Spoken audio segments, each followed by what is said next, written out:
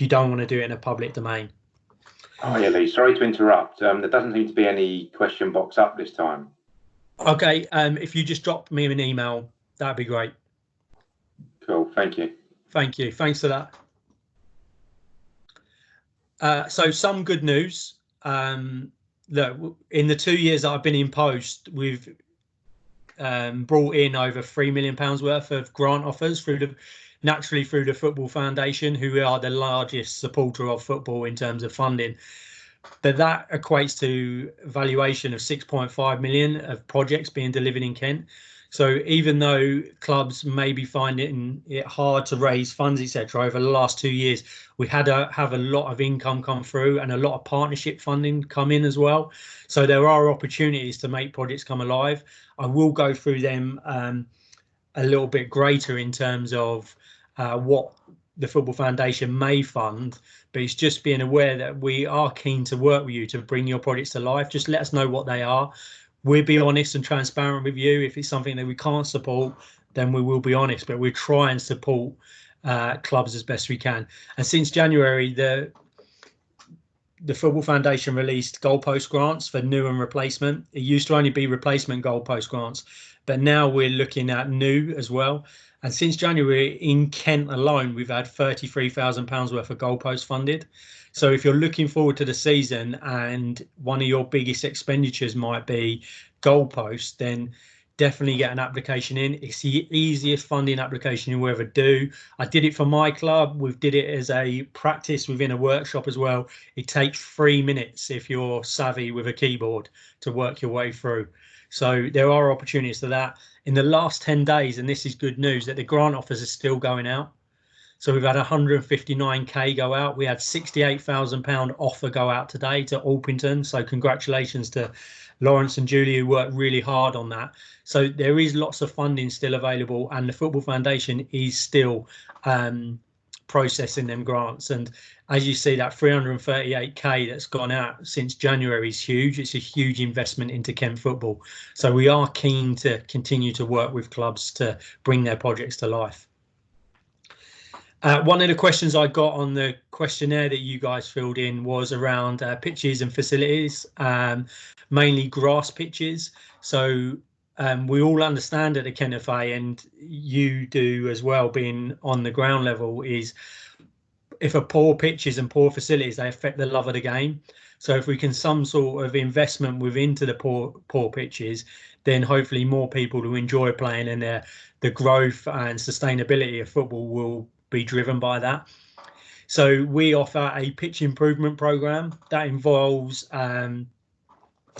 someone from the Institute of Groundsmanship going out inspecting a pitch, then producing a report on that pitch with recommendations and calculations around the budget that the owner of the pitch or the maintainer of the pitch can offer. So we offer that, and we've done 313 pitch improvements assessments in the last 2 years. So that's huge for us. Our target is to improve 222 pitches. So we're well on our way. We've worked with 4 local authorities, so Medway, Canterbury and Dover. We were scheduled to work with Swale, but obviously the current situation we're in at the moment, we couldn't undertake them assessments, but we will be working with them. So if you play on a local authority pitch, that is one of the local authorities I mentioned, then we have all their data around the pitches and their recommendations, and we're working with them to try and improve it, especially in the Medway area, who through Norse are really proactive. The Kent FA recognised that the majority of these reports were coming back were about decompaction. So the footfall on them pitches was squashing the pitches down, which means that they couldn't get air and water in to feed and neutralise the grass and help it grow. And also decompaction means that there's nowhere for the water to go, so it just sits on top. And after the January and February we had, it's really important to do decompaction. And the Kent FA recognised this, so we invested £30,000 into a Verti-Drainer, which does that work for us. And we've teamed up with a company called Born to Garden to deliver that. So they can deliver decompaction services at a discounted rate, which is competitive across all forms of the game. And as you will see, we've had 134k come in for improved grass pitch services, and I'll go on to that in a bit. And since we started 2 years ago, we've already improved 96 grass pitches, so we're well on our way to that 222 target. As you may be aware, the Football Foundation has investment from the Premier League, the government, and the FA. They're the main funders. The Football Foundation at the moment is almost business as usual.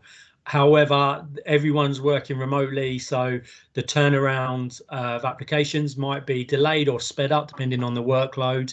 The engagement managers and the technical, the guides from the Football Foundation are still on board and still supporting our project. So there is a lot of good people out there still working on facility development and taking it forward. I would say that we don't know what the Football Foundation might look like after this uncertain period. There's a lot of investment from the government and the Premier League and the FA, and depending what happens with this uncertain time, we don't know what that look forward and look like. But we're still business as usual at the moment. So these are some of the funding arms that are in place at the moment, and I'll go through one by one. I won't go into them too much details. I'll just give you some really headline subjects around it going forward. So 3G pitches and changing rooms are probably the one that I get the most emails about. If we just look at 3G, so 3Gs at the moment on average in Kent cost up to £750,000. That's the average. So when I get an email come through, it's just about being realistic that you're probably going to need to find 30 to 40% of that 750k. So that's a huge chunk of partnership funding that you need to find, and that's why generally 3G pitches are built within new housing developments on the back of 106 and community interest investment, or they're on a school site so they can demonstrate the usage. The demand for a 3G pitch is based on 38 teams. So if you haven't got 38 teams, you're going to need to work with other partners to bring that to life. It's also worth understanding that you need to put a yearly sinking fund of 25k aside every year to ensure that after 10 years that carpet can be replaced. So it's just be realistic that when we think about 3G, just those are huge costs and huge commitments. The same with changing rooms really, and going forward, and I will talk about local football facility plans very soon, that the 3Gs, changing rooms and major pitch works needs to be identified in these plans to gain real support from the Football Foundation. And in terms of major pitch works and 3Gs, that's where 75% of the Football Foundation funding is going to be directed towards, and 25% towards changing rooms, because we've identified that if you look at all the rubbish weather that we had in January and February, no football could be played, but we had wonderful funded changing rooms. So we now understand that let's invest in 3Gs and major pitch work to ensure that the games get played. And changing rooms going forward might look a little bit different. If we're looking at, for example, a mini soccer site that just mini soccer and youth football are played on, then realistically, is there a need for changing rooms? Unknown participant is now joining. Or can there be a element of just some space for community area, maybe a kitchen to generate some income and deliver food and deliver meetings, and maybe a locker space to secure bags and boots, etc. So changing room development might not look like how we know it now historically. Major pitch work, so on top of that, it needs to be identified through a pitch improvement report. So it might not, everyone believes drainage is the answer, it might not be. Moving forward, if you decided that you wanted to go down the drainage route, you would need to identify an agronomist to carry out initial reports to identify maybe what the costings are around that and is it actually needed, because the agronomist will go down to greater detail than the pitch improvement works. Portable floodlights speak for itself. I won't go into too much detail. You can get up to 75% funding towards those. I would say the only question I have around them is if you're doing it on an already existing grass pitch and you're going to be doing floodlit training, which will probably be in the winter when it's the wettest, then it's just a case of is that pitch going to be playable at the weekends if it's been played on every evening throughout the week. Goalposts I've already talked about. You can get 75% funding, 3-minute application, straightforward. Fencing, again, 75% funding towards this. It needs to be around security and safety. You need to demonstrate that that's the real urgency for getting that. Small-sided and recreational facilities. We haven't done many of these in Kent, but there is funding available. So we talk about a mugger, for example, which might help with community cohesion and assisting the community with antisocial behaviour. Maybe putting a mugger in might reduce that. But we can have a conversation, and they're going to be a massive highlight within the local football facility plans as well. Multiple large works around Stadia improvement, etc., or any multiple large works that you consider that might need to be taken on place. We can have a conversation offline about them further. If you've got any developments like a new ground or anything like that, we just need a conversation to understand the detail greater. Storage containers, same 75% funding. Storage containers for equipment, etc. Normally the shipping containers are the ones that most people go in for. Club refurbishment, this might be a cheaper option than building a brand new state-of-the-art £1 million changing rooms. So we do support that. So if by refurbing the changing room, it's going to have greater quality of experience and input on that site and participation, then that's something that we would be interested in speaking to you about. Pitch revenue grants, so that's what I talked about earlier. For the first time ever, the Football Foundation is supporting contracted services. So if you get a pitch improvement report and it says you need certain services that go above and beyond what you can currently afford, then the pitch improvement revenue grant will support you with that over a 10-year period. It starts off years 1 and 2 are 100% funding, and then it decreases down to year 6, and then the last 4 years it's down to you to self-fund that, but you should have a decent 6 years to build up enough of a sinking fund to take that forward. So that is an awesome grant that's available now to really improve your grass pitches. You do need to have a grass pitch report that's come back basic or below. If it's come back good, then that you don't meet that criteria at the moment. However, the report may suggest around maintenance equipment. So if you do in-house maintenance of your pitches, or you think it'd be cheaper if you take it on from the council, for example, or the owner of the pitches and do it yourself and maybe do it to a better standard, you can come in for maintenance equipment, for example, a mower or a tractor or some instruments that go on the back of the tractor that will help you take that forward and improve it. So just if you need maintenance equipment to carry out your work and you're looking to either replace it or buy some, then get in touch. That's a really good maintenance grant there for you. So Football Stadia Improvement Fund, I'm not going to touch on this long because one, I'm not a expert in it. We've got Craig Lowe from the Football Foundation, who is an expert and will be able to guide you through it.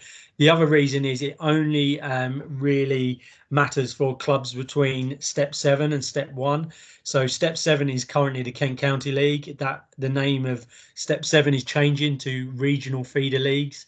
I believe the Football Foundation will just accept it on that new name. It'd just be a case of updating the website and updating the guidance. So if you're within Step 1 to Step 7, you can use this fund to improve and meet ground grading requirements for the step you're in or the step above, and it's 70% funding towards the total project cost. There's the funding on screen now, so clubs in Step 1 can have up to 400,000 within a 5-year period, for example. You will always need to go and find the minimum of 30% of eligible costs. So if you are interested in that, get in touch. If your club currently plays in Step 7 or above, or what will become the Kent County Regional Feeder League, then get in touch with your project ideas and I can put you on to Craig.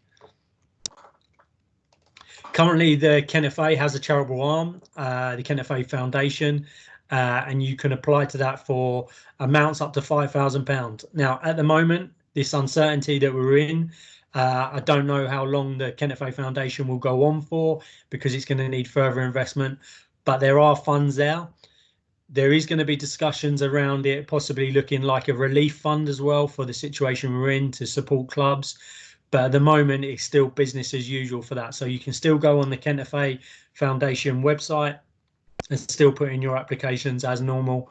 You just might relate it to the COVID-19 situation and how that has affected you financially. Okay, I'm going to talk about local football facility plans now. The why, the how, the when, the what. Hopefully quite a few of you are already aware of this because you could have been consulted either in person, over the phone, or via a questionnaire. So the local football facility plans is a 10-year work plan for me in the county FA, really. So rather than me getting people left, right and centre saying we want a 3G here or change rooms or pitch improvement, it allows me to be strategic. So within the local football facility plans, we'll identify priority projects such as 3Gs, change rooms, pitch improvement, small-sided and recreational. So these plans will be the go-to, and Toby will share a link in a minute with you, so you can go on there and type in your postcode or local authority and find out what your local football facility plan looks like. What I would say is if your project's not in there or your site's not going to be in there, it's going to be very difficult for us to work together in terms of identifying that need and taking it to the Football Foundation. So we just need to make sure that you have a look at them plans before taking anything forward. And if your project's not in there, do still reach out. It just might mean that we won't be able to go to the Football Foundation. We might need to work closer with Sophie to find a different route to fund your project. But they will be updated on a regular basis to make sure they're a true vision for your local authority. The consultant KKP, they reached out to everyone that's listed there. So the traditional game of football clubs, key leagues, county FAs, we were heavily involved. To do the diverse communities, BAME, refugees, travelling communities, LGBT, faith groups, all those listed there. So we can support them going forward and have a real understanding of how diverse the game is in Kent, and make sure that our local football facility plans represents everyone, not just the traditional formats. We were due to publish these in March, but the current situation and difficulties with the consultants in terms of just a few of them going on sick leave, we couldn't help that. They've just been delayed. We're hopefully getting the remaining LFFPs out by mid-April, but obviously the current situation may delay that further. It'd be up to me and Stuart Lamb, who's the engagement manager at the Football Foundation, to start activating them, fingers crossed, from July. So as we enter the new season, it would be about us coming up with what are the priority projects, what are the projects that are ready to go, and how we can activate the 3Gs, changing rooms, pitch improvement. You will see a list of local authorities there that haven't been published yet. So if your local authority is there, hopefully by mid-April it'll be published. If it's not there, it will already be on the website. So Maidstone, Swale, Funnet, Dover, Folkestone and Hythe, they will be published in April time. Canterbury is maybe delayed slightly because they're currently carrying out a playing pitch strategy, which is a more in-depth version of the local football facility plans, greater detail. Everyone at the local authority is involved, including planners, and also all sports as well. So we need to get around the table on a regular basis. That normally takes about 8 to 9 months to go from start to finish. So just be aware of that if you're in the Canterbury area. Okay, that's enough of me. I thought my throat was going to go then and run out of steam. Toby, is there any questions that we can deal with now? Just one question, Lee. It comes from Graham. He's asked if there's any idea around how, I suppose, the prices work for local councils and the pitches, and how it works putting them up, and if there's any likely freeze on the prices. Hi, Graham. Hope you're well, mate, and your family. It's just a case of we don't know at the moment. It's uncertain. I can't talk on behalf of local authorities. I would say with Swale, for example, I assume it's Graham from the Ball. I assume that we're we have a good relationship with Swale Borough Council, and they've got some good people who understand grassroots football, including Martin Cassell. So I'm hoping that common sense will prevail and they will understand the circumstances you're in and either freeze them, reduce them, or some sort of funding in place to support you with that. I'm sorry, I don't have the answer because I can't talk on behalf of local authorities at the moment. We've had another question, Lee, from Paul Lansdale. The question is, would clubs with reserves be expected to use these before being able to apply for a grant? So that's a good question, Paul. It all depends what the project is. If you're talking about the changing room development, then it will be a case of we don't expect you to strip the reserves dry of Sevenoaks. We don't expect that because you need to be sustainable. You need to be able to counteract times like this when you've got no income in. I would say is if you take a 3G development, for example, and changing rooms won't be far off this, we normally set a fundraising target of £2,000 per team. Now, that might be unrealistic, especially with your club, because that's a huge investment. But when Stuart and the guys from the Football Foundation go in front of the panel who decide if a grant is successful and how much funding it gets towards it, it's going to be a lot easier if we can say, look, the club have tried their best to raise as much money as possible.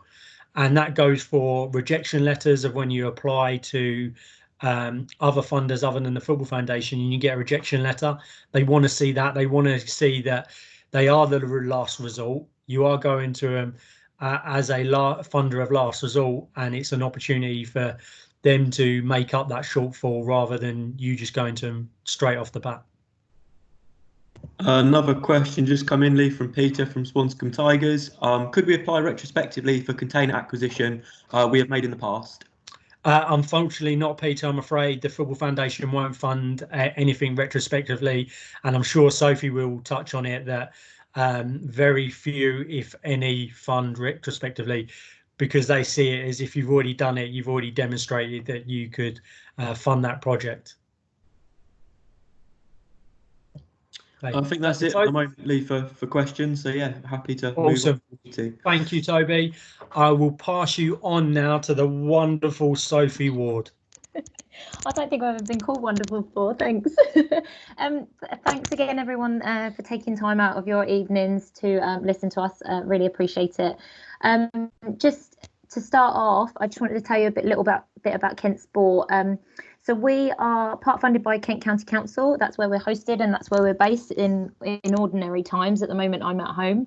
And we are also part funded by Sport England. And fortunately, I don't know how many of you have seen the announcement late last night from Sport England that they've announced a £195 million investment to keep organisations like us going. So you've got another year of us. So please make use of our services and hopefully I can come into use for you this evening and you can utilise us in the future as well. So what I wanted to talk to you a bit about this evening was obviously Lee's gone through the Football Foundation funding and what a great resource that is for football as a whole. My role will look more towards the funding that you can't access from football. So looking at any shortfalls in funding that you might find yourself trying to achieve or any projects that you're trying to achieve outside of Football Foundation or Kent FA funding. So I just wanted to go through some top tips, essentially, of how you can prepare yourselves in the best possible way to achieve that and to start thinking about some of the things that funders will look to you to have in place in order to be successful with funding pots and grants. So just to highlight, some of the competition around funding at the moment is higher than ever, as you can imagine, because of the situation that we find ourselves in. Ordinarily, to give you some idea, I've been working with just under 370 different clubs and organisations across the county on various different funding projects. That includes both revenue and capital. So it is a highly competitive process, and that's just Kent alone. And when you think some of these funders are nationwide, it does become a bit of a challenge. For instance, the People's Health Trust have recently announced that 52% of projects actually don't get past the initial application stage. So that's why essentially I have a job to be able to help you and support you to put you in the best position possible to achieve funding. So just what I'll cover this evening is a bit around your preparation when applying for grants, how to stand out, and things to consider when making your application. As I briefly touched on and Lee did earlier, Sport England have recently announced last night the £195 million investment into sport because of coronavirus at the moment. The one that would be really essential for you guys to have a look at is the £20 million fund announcement. Now, this is a national pot of funding, so again, it will be a very competitive pot of funding. But what's really interesting is some of the things that they've said that you can apply for and what the funding will cover. So the funding is available from, you can apply between £300 and £10,000, and it will be available up until July 31st this year. So it will cover any costs listed on the screen now, so rent, utility costs, insurance, facility or equipment hire, all those things any time between the 1st of March and the 31st of July. So they're saying at the moment the application process will take between 7 and 10 days, but obviously that could change depending on the demand on applications. Interestingly, for football, one of the examples that they used for people that could potentially apply were league and football clubs who have paid for equipment. So when Lee mentioned earlier, any trophies or facility hire that you've spent out for competitions, these are the sort of things that could be reimbursed if those have been cancelled. So something to bear in mind. The priorities around the grant will want to focus on clubs who are working currently in disadvantaged areas, anyone working with their priority groups. So some of the groups that Lee mentioned earlier are around BAME, women and girls, and any organisations that are maintaining a self-employed workforce that isn't covered by the government funding. Now, I think this is a fantastic opportunity for all clubs across the country. One thing to bear in mind is if you are eligible for the current government funding that's already out there, this will be a last resort. So anyone who's already registered as a CASC or a community interest company or anything like that that's HMRC registered, would suggest exhausting those avenues with the government before applying for this grant, because this needs to be a last ditch resort kind of thing. It is for those clubs that don't have that financial security. So have a think, and we are here, and Sport England have actually tasked us with supporting the writing of these applications. So if you do need any help with writing an application, please let us know. I'm going to go through some areas around generic funding pots and what they cover. But interestingly, because we weren't sure how the funding horizon was going to look for the future, interestingly, Sport England have aligned their funds around exactly what we're going to go through this evening. So looking at reach and where your current membership and potential new membership comes from, your role in actually how you are looking after your sports club and potential the future of the sports club, and also around the financial need and the impact of not doing some of these things that if you don't have the money in place to be able to do them. So again, I'll go through those as we progress, but any questions, please let us know as we go along. So in terms of being prepared, especially around capital developments, it's really good if you can have a couple of things in place before even looking at potential grant funders or potentially applying for funding. So just to have a think about and have a look into the freehold or leasehold agreement with the club, looking at your security of tenure. Again, this is outside of Football Foundation funding, so looking at other funders. For instance, Sport England used to look at a mandatory 21-year lease, and now they've taken that right down to a potential 5-year lease to secure funding. Obviously, depending on the length of your lease, the longer the lease you have in place, the more funding you can actually access. The shorter the lease, the smaller amount of funding you'll be able to access. So all it is around security of tenure for you guys and security of public funding going into various capital developments. So if you can have those things in place prior to making an application, it just makes it a much smoother, faster process for you moving forward. Again, the next point around capital developments, I don't know of any funding application that doesn't want you to have secured planning permission before you make your application. Obviously, we do appreciate that there are some funds that the clubs will need to outlay in order to make this happen. Previously, it used to be the case that those funds were just written off and that was just an expenditure that you would have to make. But now you can actually claim them back as part of your application. Obviously, this depends on the success of the application, but it does mean that you can write it into a fund.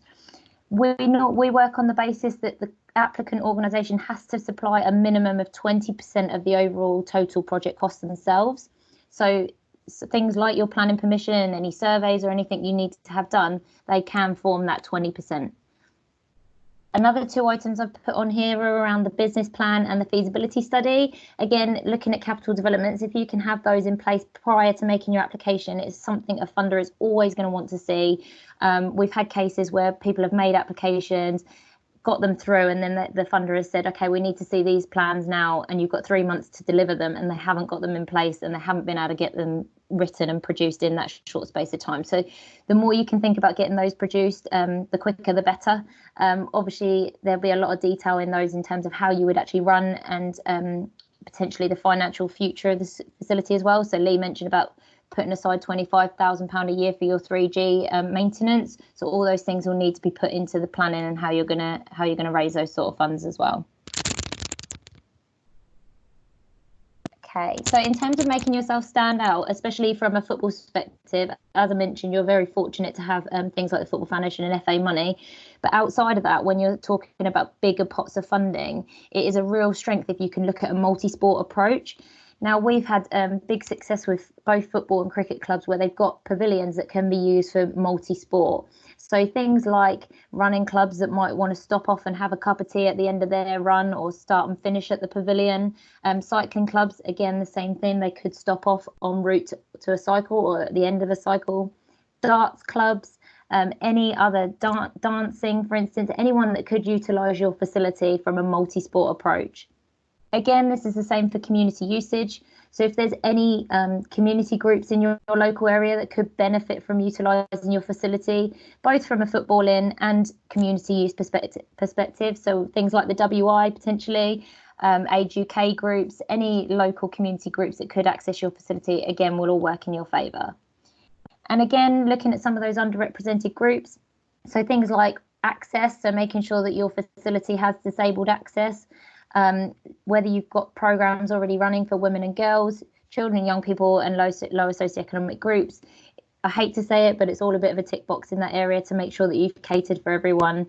And the more that you can cater, the better from a funding perspective. Okay, so just a few top tips in terms of things to consider when making your application. I still haven't come across any funding application that doesn't focus around these 4 key areas. And as I mentioned earlier, with the new Sport England funding coming out, they're still focusing around these areas. So if you are looking at building an application now, these are the things to bear in mind in terms of what you will need to think about when forming your application and putting it down on paper. So I'll start off with need. So firstly, you need to start thinking about why your project is needed and what you're doing it for. So you will need to evidence this on paper. So think about ways that you can evidence the need for your project. So I've listed a couple of different items that could potentially be a way forward for you. You might have already, or you might want to look at potentially consulting with current and potential users. This can be verbally, via email, through questionnaires, in any way, any innovative ways that you might be able to come up with, Twitter polls, things like that. You might already have waiting lists at the club, which would evidence a need for what you're trying to do. You may already have expressions of interest from local schools or community groups or other clubs that want to be a part of your project. Having those in writing is better, but if not, we can list those as long as you've got the name of the specific organisations that want to be involved. Geography, so thinking about where your nearest alternative is for a participant or a volunteer. If you're miles and miles away from everyone else, it's obviously a need for what you're trying to achieve. And equally, if a local club is already inundated with members, then that could be a reason why your service is really needed as well. In terms of strategic need, just thinking about the different funders that you would want to approach, thinking about who you would need to align with in order to address their strategic need. This will depend on the different funders that you do approach, but again, this is something we can help with. I've put in there around Sport England Active Live. So this is a data collection that Sport England do around how many participants are taking part in your sport in your area. It's something that we can break down for you and provide for you to show you how many people are playing football in the area and how many clubs and how many times a week they're doing so, to evidence the need in what you're trying to achieve there. And also looking at current provision, so outside of existing clubs, what else is going on, and is there enough going on?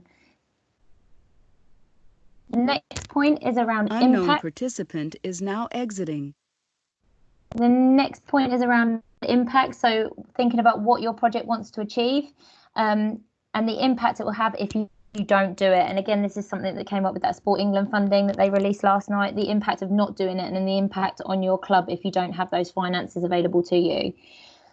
So thinking about the impact the project will not only have on the club, but the sport itself, the local community, individuals locally. So you can think about mental health and well-being, and also the funders' aims and objectives. Obviously, these will depend on who you're looking to approach. And lastly, I've just put on there, if you are targeting a specific target group, the different impact it could potentially have on that user, depending on their needs as well.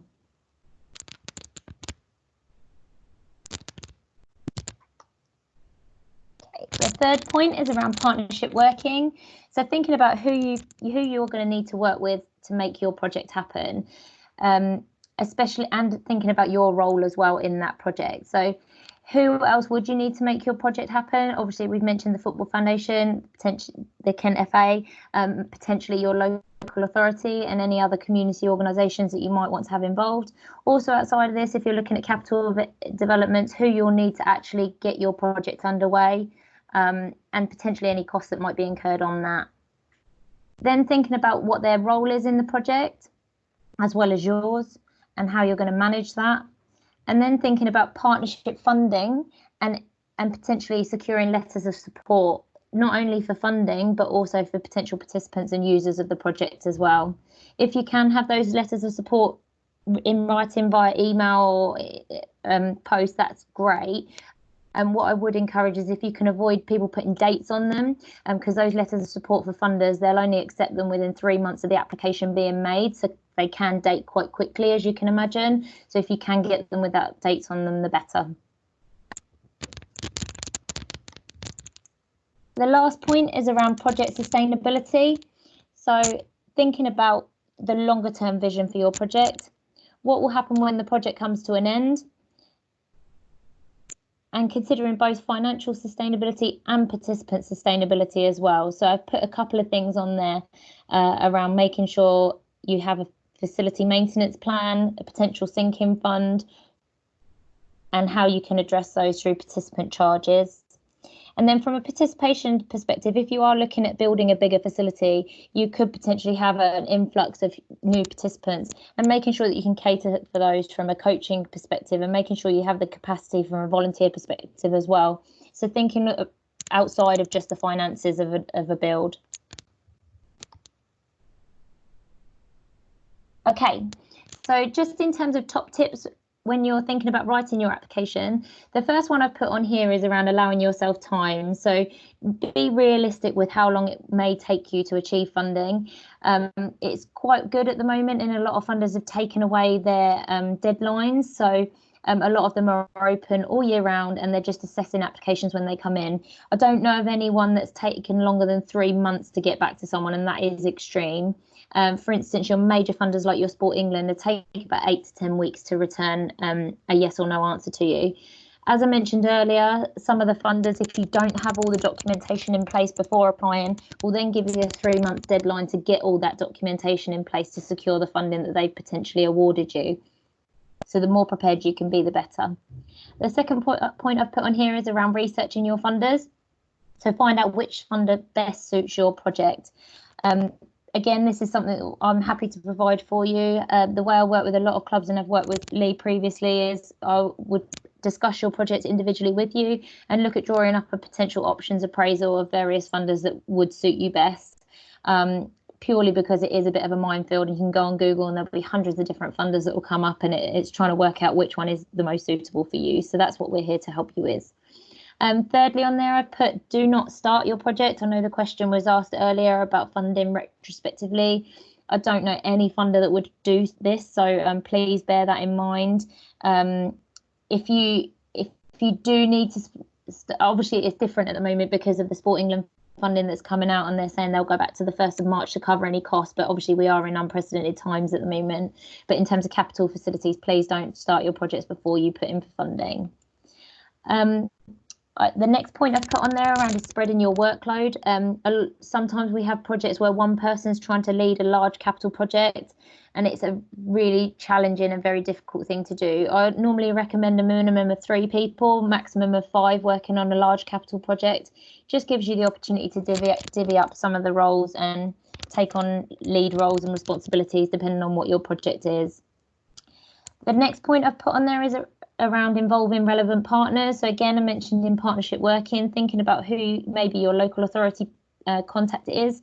They may be able to put you in front of other relevant partners that might be able to utilise your project and just help you evidence that need a little bit more. And just some tips in actually writing the application. So please have a clear description of your project. We get some great applications that tell us about the history of projects and how long their club's been in existence, which is lovely. But actually, when you're limited to a word count, it can take away a lot of kind of useful information that could be included. So try and avoid too much detail and have a clear description of what you're actually trying to achieve. I've also put in there not to avoid the use of bullet points. Some people think that you can't use bullet points in a funding application, but it gives you an opportunity to limit that word count, but also get straight to the point as well. The next point I've put on here is around avoiding jargon and acronyms. Obviously, there seems to be thousands of these in the world of sport. Obviously, if you want to reference something at the beginning and then carry it out further on, that's absolutely fine, but try and avoid them where possible. The next one I've put on there is getting someone to read your first draft. Again, this is something that we're happy to facilitate. If you wanted us to have a look over your first draft or a second draft, please let us know and we're happy to do that for you. The next one is around supporting documentation. So as I mentioned earlier, around those letters of support, trying to get them undated if possible. The next one is around your accurate budget. Now, this is really important. So, for instance, the fund that we mentioned earlier from Sport England, which is up to £10,000, I strongly avoid applying for exactly £10,000. We get a lot of clubs that ask for bang on the money of exactly what they're allowed to apply for. Obviously, this looks a little suspicious, so it's justifying those funds and making sure that you have an accurate budget to match up to what you're requesting in funding. Okay, so just some tips on how to find some funders. Obviously, like I said, I'm more than happy to help you with this. But these are some ideas that you could potentially go away this evening and have a look at. So the first one is, who is your local councillor? So obviously we were due for elections in May, so it's probably a really good time to contact your local councillor at the moment to let them know the situation you're in and if there's any funding to potentially support you in your endeavours. So every local councillor gets an allocation of £25,000. Which they can spend in their community as they see fit. So you can go on your local authority's website and see who your local councillor is. It's a good time to go and see them if they're coming to the end of the term or if they're starting a new one, because that allocation is obviously renewed at those points. So it's good to get in early if you can. Some councillors will want to spread the joy as such, where they're giving smaller amounts to lots of different organisations, but some have been known to give larger amounts to one organisation, so it's definitely worth an inquiry. The next point I've put on there is around waste distribution sites. So you know those lovely big colourful bins that take away the rubbish at the sports sites. If you've got one of those with a name on it, it might be a Viridor, a Veolia, a Biffa, something like that. Definitely worth checking out if you're within 10 miles of a waste distribution site. We've had great success with these grants. They vary depending on who they are, but they normally go up to about £75,000. But the good thing about them is that they are really great at replicating funding. So what I mean by that, if, for instance, one year you needed floodlights and you went to them for a grant of £50,000 and you did a fantastic job with them and you kept them in communication and you invited them to the VIP opening and all those things, then they are extremely likely to support you again. So you could go back to them, say, the following year and ask for a new pavilion roof or a new pavilion refurb, and they could potentially look to fund you again. And we've had a couple of clubs successful like that. Depending on the geographical area you're in, a really good website to use is the Funding for All website. Again, I can share all these links with you. The Funding for All website gives you a geographic kind of circle around the 10-mile radius of the postcode that you need to be within, so it's quite useful. The third point I put on here is around your local authorities. Now, local authorities all used to have, years ago, a dedicated sports officer. Some still do, some don't. But it's worth finding out if those local authorities, their officers either have funding or because they don't have an officer anymore, they've now got pots of funding. So it's definitely worth having a look on your local authority's website. I know, for instance, Swale have a really good local authority pot. And then somewhere like Maidstone, that's administered through their leisure trust. So it's definitely worth having a look at. The next point I've put on here, a great one for capital developments, is what is your nearest DIY store? So people like your Wixes, your B&Qs, your Screwfix, they all have their own independent funds available to support you. They all work in different ways. So if you can get in a position where once your project is ready to go and you know what you're looking at doing, producing a letter to a store manager, taking it in and having a discussion. A lot of the bigger stores like your B&Qs, they have if you go in and approach and talk to the store manager directly, they have their own pots of money that could support the community. Other places like Screwfix, they've been known to give up to £15,000 worth of equipment and various materials for clubs to get cracking on projects. So definitely worth having a look at. The next one I put on there, similar to the DIY store, is where's your nearest supermarket.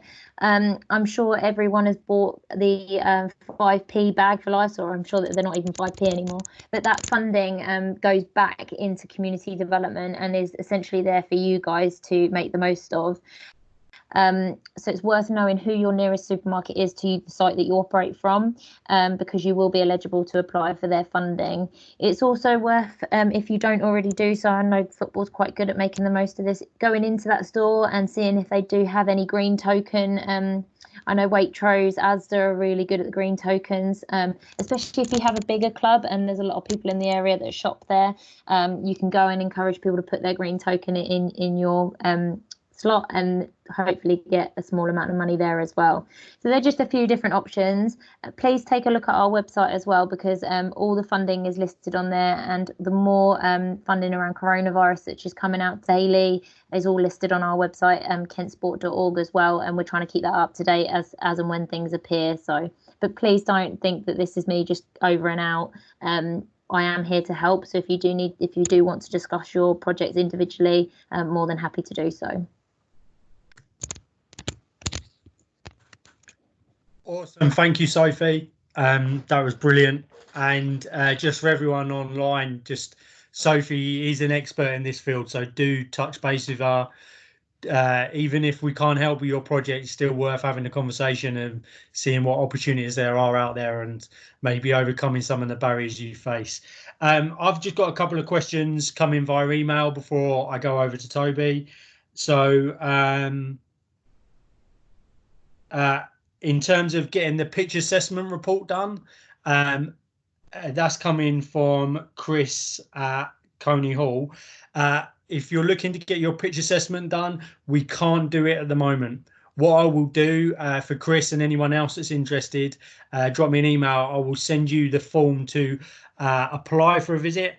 And soon as we're back up and running, then we can organise that visit. At the moment, we can't allow the IOG are not allowing pitch assessments at the moment, and we can't let our local pitch support advisor to go out either. So, but we will be on the front foot if we can fill in that form, Chris, and we'll get Coney Hall pitch assessed straight away.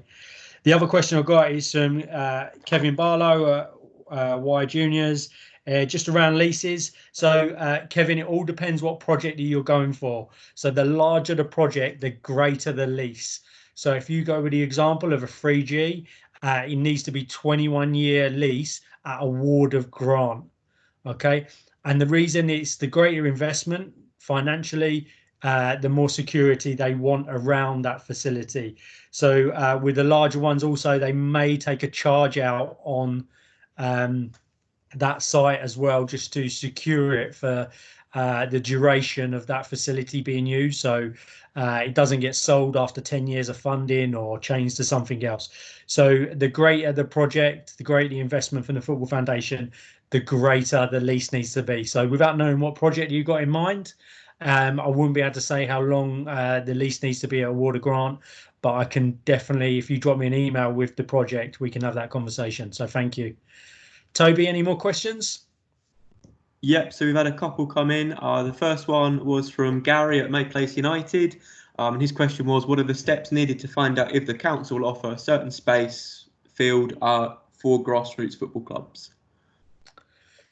So it's about reaching out to that key person, finding out who that key person is for the local authority, is reaching out for them and finding out what their relationship is. If you need the county FA to come on board with that and start lobbying or working with them, then we'd be happy to do so. It's very difficult for me to talk on different local authorities, but that's something we can help with. If you've got a site in mind, then let's have a conversation with that local authority. So the next one is from Ian Atkins, and his question is, if we don't own our facilities but rent privately, are we eligible for funding? Hi Ian, I think I got your question via email as well. It would mean that whoever owns that site or whoever owns the lease on that site would be the lead applicant for that application going in. So for example, if it was Ashford United, Ashford United would be the lead applicant for that, but you would play a major role in that, in supporting it, because your participation would help that project grow and demonstrate the need within the area. Do you mind if I add to that one? Yeah, go for it, Sophie. I was just going to say, if you're looking outside of football funding, you'd still need to secure your security of tenure over that site. So even if the private landowner makes the application, we would still want to ensure that you're there for the foreseeable future playing football. Thanks, Sophie. Okay, Lee, there's a couple more. We have George Brown with a question, and George has asked, we have a football foundation application in train. Problem is the pitch improvement needs to be undertaken during the close season. Will grant be processed now? Yep. So, hi, George. Yep, you've got 2 applications in, I believe.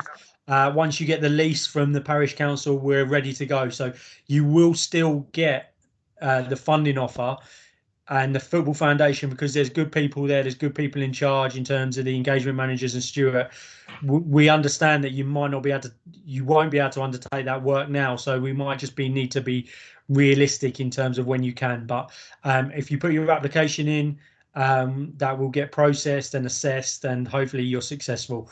That the pitch maintenance grant is open indefinitely now. There's no deadline on it, so there's no panic around getting the lease from the parish council or anything like that. It's open indefinitely, and they'll be assessed and approved as per normal. It'd just be a case of being realistic of when you can start doing them pitches. Okay, Lee, another question coming from David Gilliver, and his question is, once we have a grant approved for a pitch improvement revenue grant, is that now secure and guaranteed for the 6 years, even if times are very tough after this year due to COVID-19 and the economy? I think, David, we just need to take every case as it comes. So congratulations on getting your award. That's brilliant. I think we need to assess that when it comes down to them awkward conversations of when what that might look like in 2 or 3 years' time. But it's a fair question, and it's a question that we're discussing with, for example, the sinking funds for changing rooms and 3Gs, how that's going to be affected with no income going in them sites. How are they going to build up a sinking fund, etc.? So we are having honest conversations, and it's about you guys. Just if you are going to struggle meeting the terms and conditions of your grant, then just be honest with us and have a conversation. Thanks, Lee. I think that's it in terms of those sort of questions. We just had one about whether the presentation's been recorded and if it's going to be made available. It is being recorded, and Lee, I'm sure you'll make it available afterwards.